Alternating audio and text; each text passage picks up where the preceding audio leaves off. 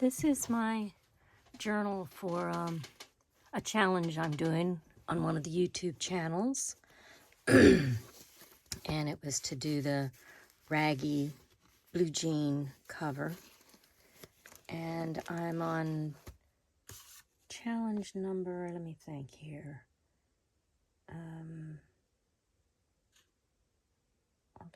Wait a minute, where is it? Flip out page and old photo, number 17. And so this is my grandmother journal that I'll be drawing and adding tree sketches to. And this is some of the tree.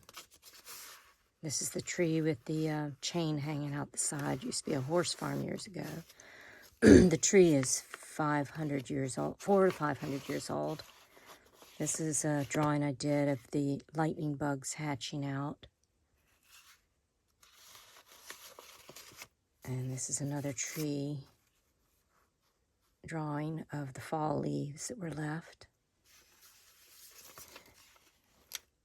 And this is my attempt to draw the footprint. And let's see where it is. Here's the page for a flip out page. So the crows come to the tree all the time, and there's a really nice story about well, it's not a nice story. One of the crows got killed by the hawk, and the crows came and visited repeatedly for several days, a whole group of them, and then gradually just two of the crows stayed, which I assumed was a mate and its fledgling. And so I wrote the little story about them coming, and over 2 months, they just kept coming all day long, the two of them. And gradually, after about 4 or 5 months, they would just come for a short time during the day and leave. But then gradually the whole flock came, which is called a conspiracy. They would come and get water and hang out at the tree for a little bit in the afternoon. So they still come to the tree, which is really nice because I can see them right outside from my porch. This was a coffee-dyed paper, and I'd left a piece of styrofoam that I cut in the shape of a moon, and some white speckles thrown on it, and hand-drawn raven.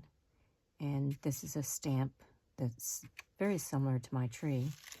The tree is chinquapin oak.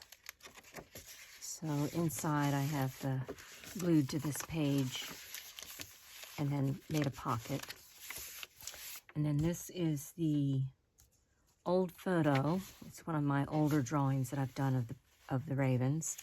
And this was made into a little flip with a little tiny dragonfly and beads at the bottom. And this flips up like this to show one of my older drawings of a raven. So that was an interesting flip out page that I made. And it has distressed oxide and a stencil background. And this is one of the leaves from the tree. These are hosta leaves. And then this is a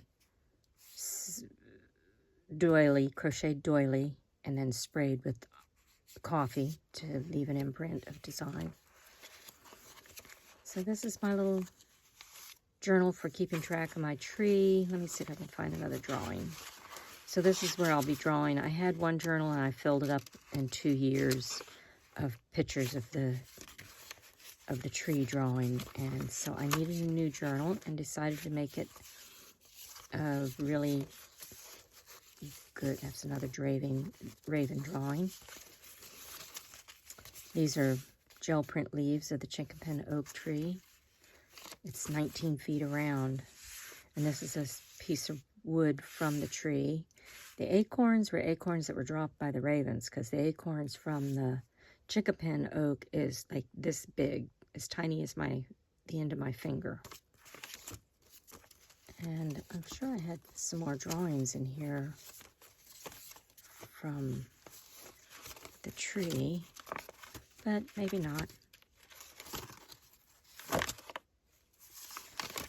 This was another one of the challenges.